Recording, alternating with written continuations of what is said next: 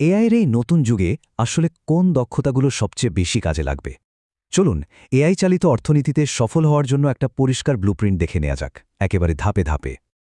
একটা ধারণা কিন্তু এখন খুব তেজিতে ছড়াচ্ছে, আর সেটা হলো আগামী দিনের সবচেয়ে বেশি আয় কিন্তু প্রোগ্রামাররা করবে না, করবে তারা যারা এআইকে অসাধারণ দক্ষতার সাথে ব্যবহার করতে পারে। মানে আমাদের কাজের জগতে একটা বিরাট পরিবর্তন আসতে চলেছে। তো এই দক্ষতাগুলো আয়ত্ত করার পুরো রাস্তাটাকে একটা এআই ভ্যালু ল্যাডার বা একটা সিঁড়ির মতো করে ভাবা যেতে পারে। আমরা একদম গোড়া থেকে শুরু করে একে একে চূড়া পর্যন্ত প্রত্যেকটা ধাপ দেখব। সিঁড়ির প্রথম ধাপ, আর সত্যি বলতে সবচেয়ে গুরুত্বপূর্ণ ভিত্তিটাই হলো এআই এর সাথে ঠিকঠাকভাবে কথা বলার ক্ষমতা। এখান থেকেই কিন্তু সব কিছু শুরু। এই দক্ষতার নাম হল প্রম্পট ইঞ্জিনিয়ারিং, আর এর মূলনীতিটা খুবই সহজ, গার্বেজ ইন গার্বেজ আউট। মানে এআইকে যদি আবোল তাবোল বা অস্পষ্ট নির্দেশ দেওয়া হয় তাহলে ফলাফলও তো তেমনই হবে, তাই না? আর মজার ব্যাপার হলো, শুধু এই একটা দক্ষতায় কিন্তু ঘন্টায় $50 থেকে $100 পর্যন্ত আয়ের সুযোগ তৈরি করতে পারে। তার মানে শুরুটা কিন্তু দারুণ। একটা ভালো প্রম্পট তৈরির জন্য একটা পরীক্ষিত 4 ভাগের ফর্মুলা আছে। প্রথমে এআইকে একটা ভূমিকা ঠিক করে দেওয়া, যেমন ধরো তুমি একজন আইনজীবী, তারপর কিছু ডেটা বা উদাহরণ দেওয়া, এরপরে কাজটা পরিষ্কার করে বলা, আর সবশেষে আউটপুটটা কী ফরম্যাটে চাই সেটা নির্দিষ্ট করে দেওয়া। সিঁড়ির পরের ধাপে আছে এআই এর সাহায্যে লেখালেখি। এখানে আসল উদ্দেশ্য কিন্তু শুধু শব্দ তৈরি করা নয়, বরং নিজের ভাবনাগুলোকে আরও জোরালোভাবে প্রকাশ করা। আর দেখুন, এখানেই আয়ের সম্ভাবনা প্রায় দ্বিগুণ হয়ে যাচ্ছে, যা থেকে বোঝাই যায় সাধারণ প্রম্পটিংয়ের চেয়ে কৌশলগত লেখার গুরুত্ব কতটা বেশি।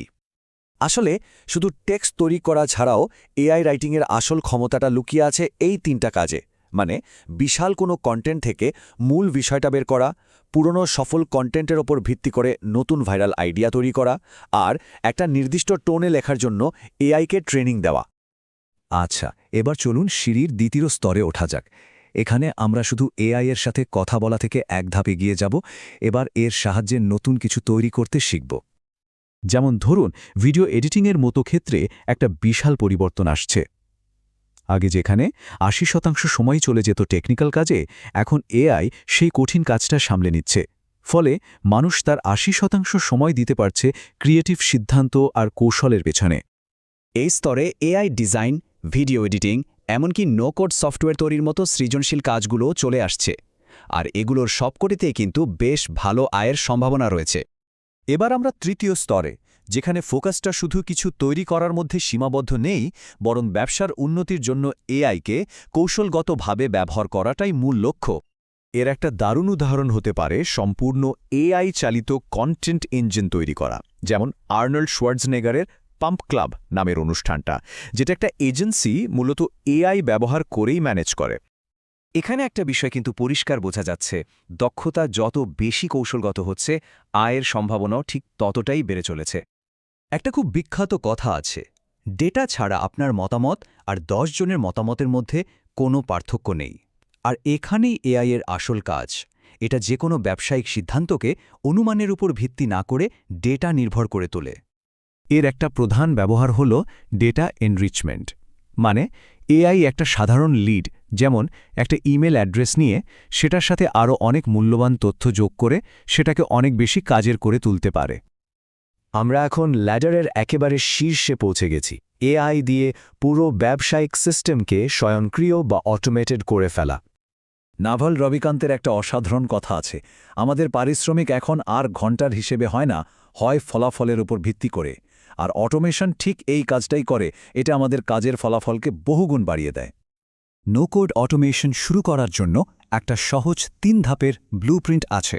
প্রথমে পুরো কাজের প্রক্রিয়াটা ম্যাপ করা, তারপর যে কাজগুলো টাকা বাঁচায় বা আয় বাড়ায় সেগুলোর উপর মনোযোগ দেওয়া, এবং সবশেষে নির্দিষ্ট ভূমিকার জন্য এআই সহকারী বা কো-পাইলট তৈরি করা। আর এটাই আমাদের চূড়ান্ত এবং সবচেয়ে বেশি পারিশ্রমিকের দক্ষতায় নিয়ে আসে, স্বয়ংক্রিয় এআই এজেন্ট তৈরি করা, যা কিনা একটা পুরো চাকরির কাজ একাই করে ফেলতে পারে। ঘণ্টায় $400 থেকে $500 আয়ের সম্ভাবনা নিয়ে এটাই হলো এআই ভ্যালু ল্যাডারের সর্বোচ্চ শিখর। এই এজেন্টগুলো আসলে এক ধরনের ডিজিটাল কর্মচারী। এদেরকে নির্দিষ্ট কাজের জন্য প্রশিক্ষণ দেয়া হয়, যেমন সেলস লিড কোয়ালিফাই করা, আর এরা সেই কাজটা অবিরাম কোনো ভুল ছাড়াই করতে পারে। তাহলে প্রশ্নটা আর এমন থাকছে না যে এআই ব্যবহারকারী কেউ চাকরিটা নিয়ে নেবে। আসল প্রশ্নটা হলো, যদি এআই এজেন্ট দিয়ে নিজেকেই প্রতিস্থাপন না করা হয় তাহলে কি নিজেই পিছিয়ে পড়তে হবে?